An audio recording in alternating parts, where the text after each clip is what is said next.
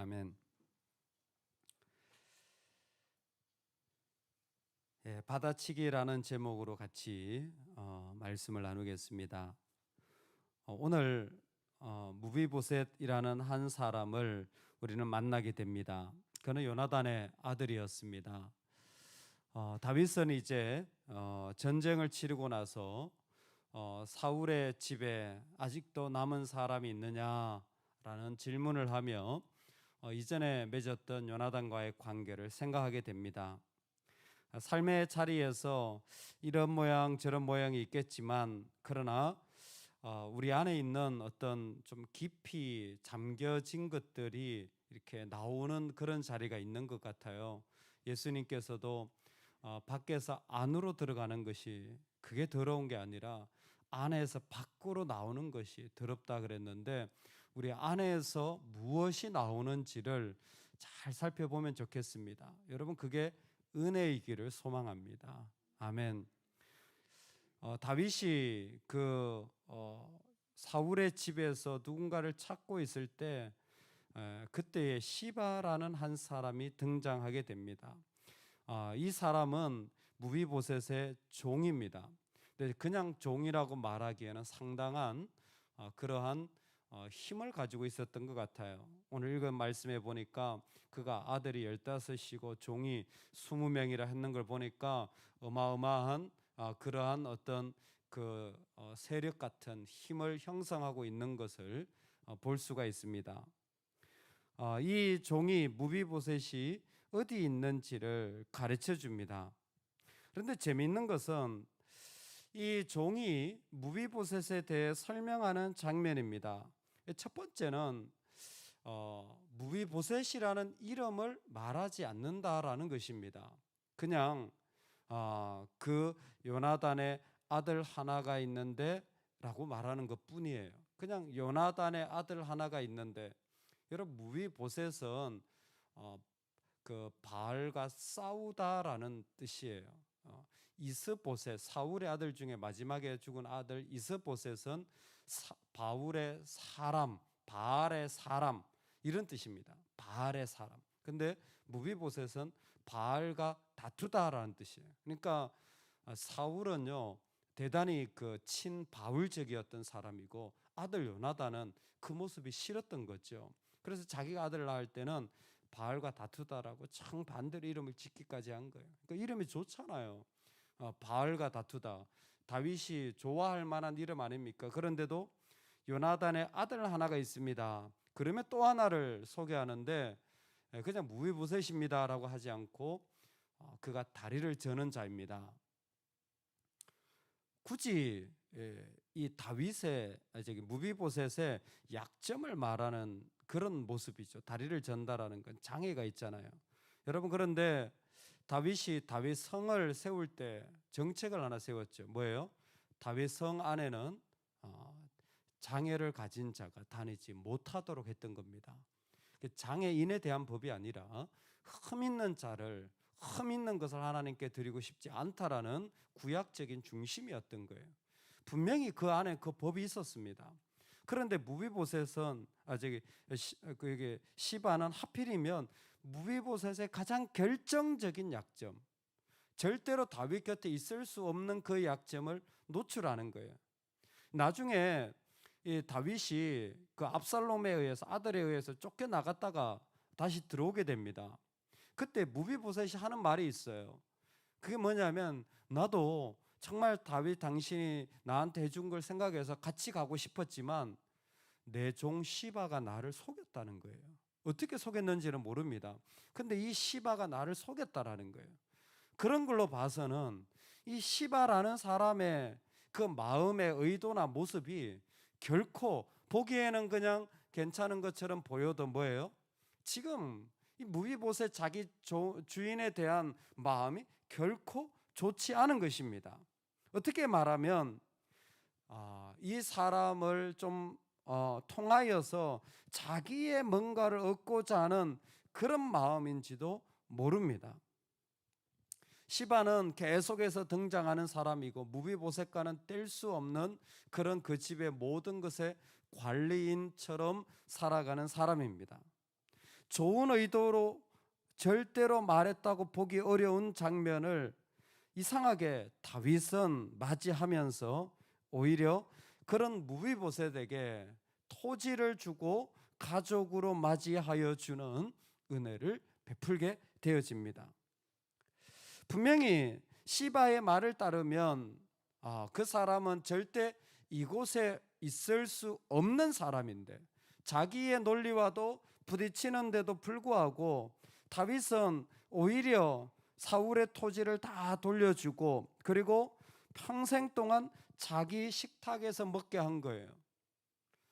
여러분, 우리 안에서 뭔가가 딱 찌르거나 뭔가가 딱 있으면 받아치는 논리가 다 있습니다.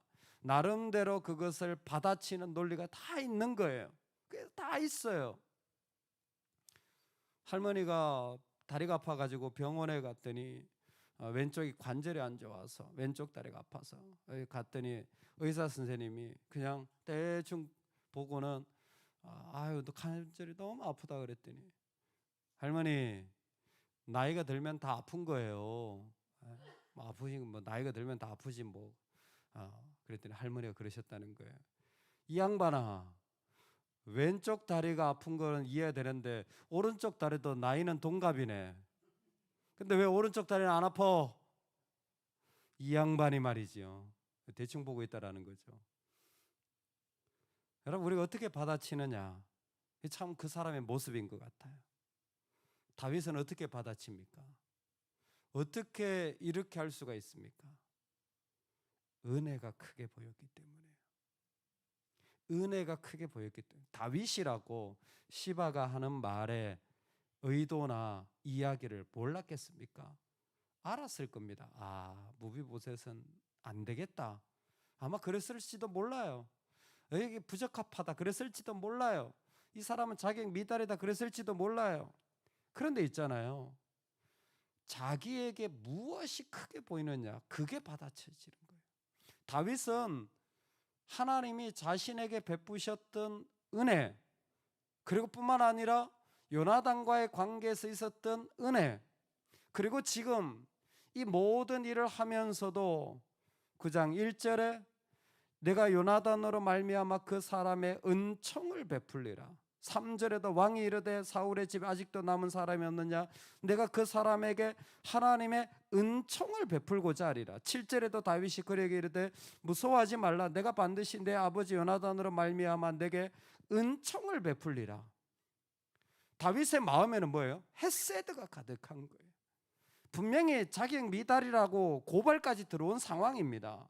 그런데도 불구하고 내 안에 자비가 가득하니까, 내 안에 헤세드가 가득하니까 그것으로 만나게 되어지는 거예요. 할렐루야.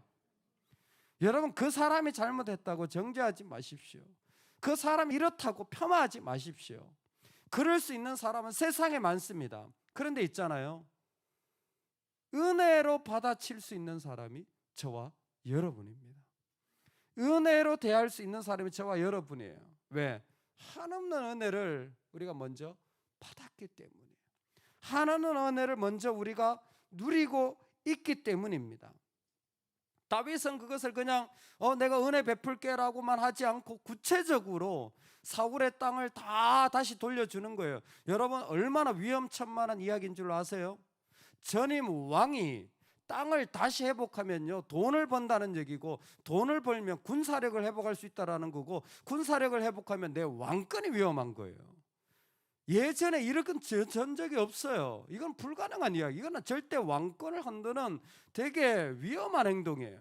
그런데도 불구하고 그렇게 하는 게 뭡니까? 은혜가 더 크기 때문이에요. 은혜가 더 크기 때문에. 그리고 심지어 매일 왕의 식탁에서 같이 먹는데, 여러분, 내 친척이라도 우리 집에 와가지고요 1년씩 2년씩 밥 먹으면요, 그거 보통 일 아닌 거예요. 우리 다 알잖아요. 밥 한 끼 차려주는 게 결코 간단한 게 아닌 거예요. 그런데 사실 얘가 잘 돼가지고 나중에 나를 정말 뒤집을 수도 있는 그런 사울 왕가의 마지막 핏줄인데, 얘를 날마다 밥을 먹이는 마음이 물론 좋기도 하겠죠. 근데 사람의 마음이라는 게 좋지만 않을 때도 있잖아요. 그런데도 불구하고 날마다 밥을 먹이는 거 왜 그래요? 은혜가 있기 때문에. 할렐루야. 은혜가 있기 때문에요. 은혜가 있기 때문에 같이 밥을 먹을 수가 있는 거예요. 그런데 사람이 참 신기한 게, 마음이 싫으면요 밥 먹기도 싫은 거예요. 참 사람이 그렇게 악해요. 마음이 다치면요 그냥 밥도 같이 먹기 싫은 거예요. 그게 사람의 안에 있는 모습인 것 같아요. 여러분, 우리 안에 주님이 주신 이 은혜의 모습이 구체적으로 드러나는 그런 삶이 되기를 소망합니다. 어떤 삶? 무비보셋의 삶이에요. 무비보셋을 마지막에 항상 왕의 상에 먹음으로 예루살렘에 사니라. 그는 두 발을 다 절더라. 다리가 불편하다라는 거죠. 근데 또 한 부분에서는 하나님이 또 장면을 보여주는 거예요. 무비보셋은 다윗의 은혜에 의지하여 살아갈 수밖에 없다라는 거예요. 이 사람이 살아갈 수 있는 방법은 다윗이 베푼 은혜에 의지하여 살아갈 수밖에 없다라는 거예요. 다윗이 대단한 것처럼 보이지만 사실 다윗의 원리가 이거라는 거예요. 그가 이렇게 할 수 있었던 것도 뭐예요? 하나님의 은혜에 의지하여 여기까지 온 거예요. 하나님의 은혜를 받고 여기까지 온 거예요. 여러분, 하나님의 은혜만 의지하고 살아가시기 바랍니다. 내 안에 하나님의 은혜로 대받아치고 싶다면 내가 하나님의 은혜만 의지하여 살아가면 좋겠어요. 이 사람은 다릅니다. 어떻게 다릅니까? 내가 정말 죽이려고 했던 사람이 사울이지만 사울에게서 배워요. 마음을 활짝 연 거예요. 하나님께 마음이 열려 있으니까 마음이 열려져 있는 거예요. 그런 사울한테 배운 거예요. 왜? 사울도 자기를 아직 그 목동이었고 사실 사울 대신에 왕으로 기름 부음 받았는데도 불구하고 뭐예요? 사울이 자신의 식탁에서 밥 먹여줬잖아요. 사울 그러면 일을 갈 수 있지만 아니에요. 하나님의 은혜만 의지하니까 참 그 마음이 열려져 있는 거예요. 그래서 사울에게서도 귀한 건 배울 줄 아는 거예요. 자기가 그렇게 받았으니까 그대로 무비보셋에게 섬길 수 있는 자로 자기를 세워가는 겁니다. 여러분, 우리가 그렇게 은혜만 의지한다면 누구를 향해서도 마음을 열고 누구를 향해서도 우리는 기꺼이 배워서 더 진정한 왕이 되어지는 거예요.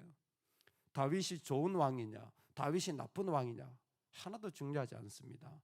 중요한 건 다윗이 하나님께 쓰임 받을 수 있느냐예요. 누가 쓰임 받습니까? 하나님을 의지하는 자가 쓰임 받는 거예요. 하나님을 의지하는 자가 하나님 보시기에 제일 귀한 사람인 겁니다. 오늘 한날을 살아갈 때에 정말 시바와 같이, 아니 시바처럼 그 부족함과 악함을 드러내고 찌르고 고발하고 그리고 그것을 말하는 사람들이 있어요. 그리고 그 말들이 맞을 겁니다. 틀리지 않을 거예요. 그럼에도 불구하고 은혜로 되받아칠 수 있기를 소망합니다. 이 양반이 그냥 내 오른쪽 다리도 있는데 그러지 마시고 은혜로 되받아칠 수 있으면 좋겠어요.